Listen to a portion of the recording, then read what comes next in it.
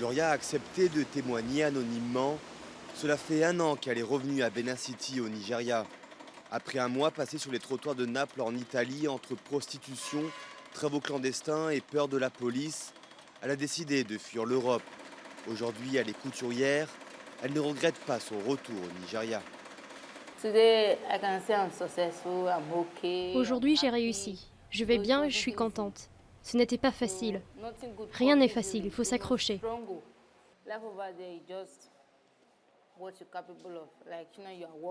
C'est en travaillant que la vie est intéressante en Europe. Mais nous, ils nous emmènent là-bas clandestinement. Et la vie devient un enfer.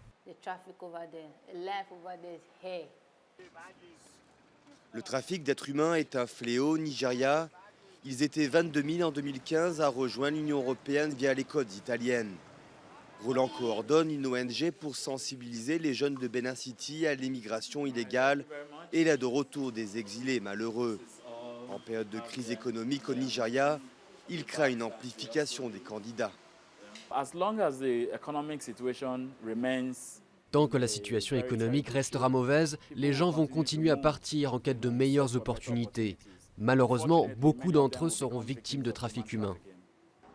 Mike a bénéficié d'une aide au retour après le refus de sa demande d'asile en France. Le processus de rapatriement est laborieux, mais avec cette aide, il a réussi à ouvrir un petit commerce.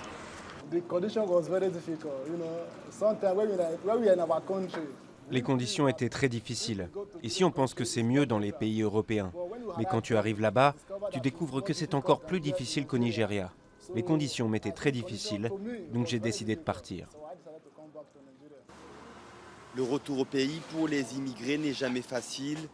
Pression de la famille, peur d'être rançonné par les mafias qui ont arrangé le passage, incapacité à redémarrer une nouvelle vie.